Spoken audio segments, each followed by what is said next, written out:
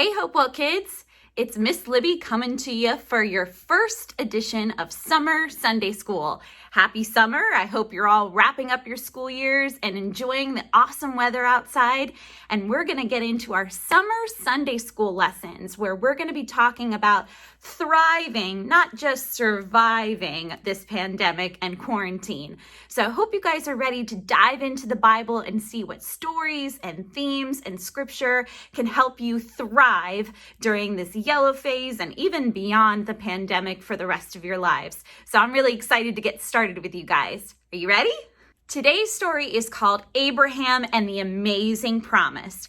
Abraham was a very, very patient man in the Bible, and today I want to talk about patience. First, let me tell you a little bit about our friend Abe. Before he was Abraham, his name was Abram, and he was living with his wife Sarah in the town of Ur. That's U-R. It's kind of a weird sounding town, but they loved it there. They lived with all of their family, all of their friends. It was a really great place to live, and they had a great life, except for one tiny thing. Abram and his wife Sarah really wanted children, and they haven't been able to have any children of their own.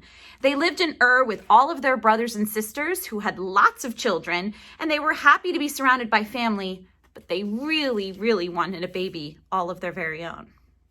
Abraham, or Abram, as he was at this time, was a very good follower of Jesus. He loved God with all of his heart, and one day, a very special day, God spoke to Abram. God told our good friend Abe to leave his hometown of Ur, leave his family and his friends, and take Sarah and travel where he would lead them, and that God would bless them with a child of their very own.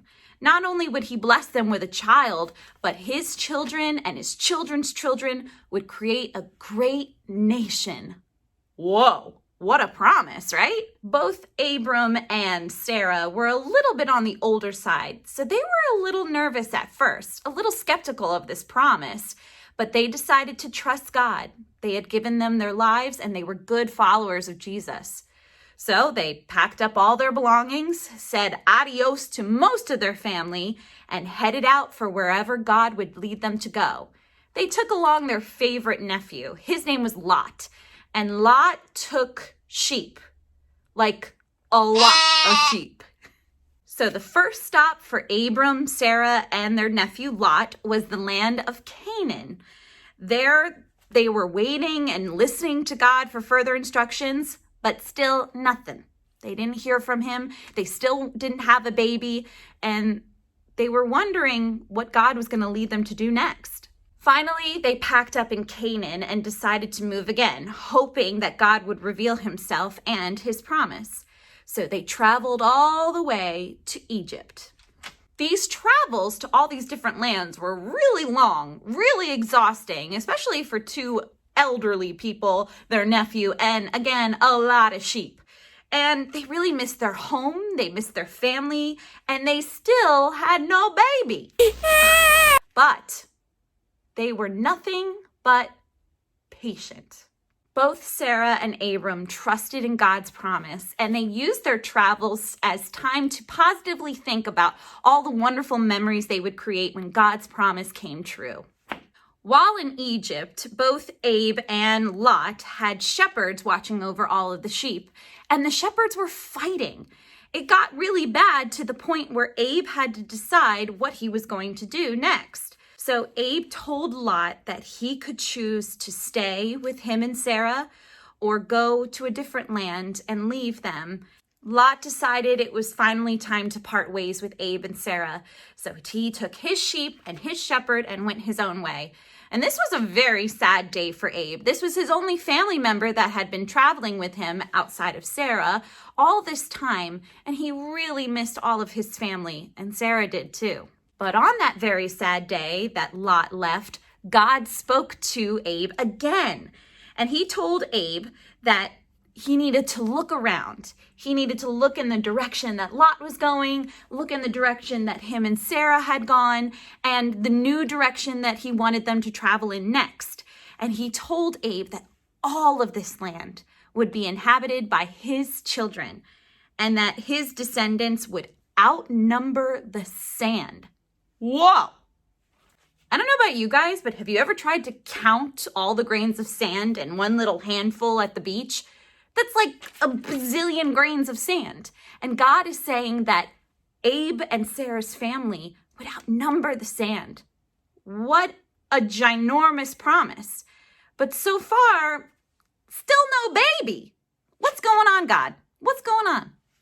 Just when they thought that God was about to reveal his promise, war broke out. And Abram and Sarah needed to harness even more patience. Abram then changed his name, finally, to Abraham, as we all know him more commonly. And Abraham's meaning was father of many nations. Guys, he's still waiting to be a father.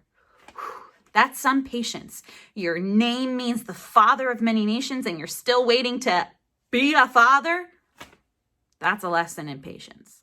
Finally, 15 years after God made his promise to Abraham and Sarah, they had a baby, a little boy, and they named him Isaac.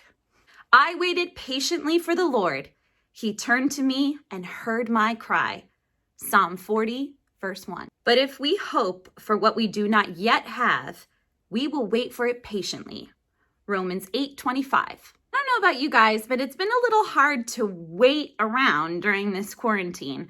I keep just trying to pass the time, and I anxiously wait the next time that we get an announcement that says we're in yellow phase. I can't wait till they say we're in green phase. But really, God is telling us to feel blessed the entire time. He gives us so much. We have so much to be thankful for, and we need patience. He hears our cries, he hears our wants, our needs, and he will provide for us. Sometimes it can be hard to wait, but we need to trust that God is looking out for us and has what's best for us in mind. So now it's summer, and the summer might not look exactly like you thought it was going to look this year, but you need to have patience because God is going to care for us and he's going to see us through this time.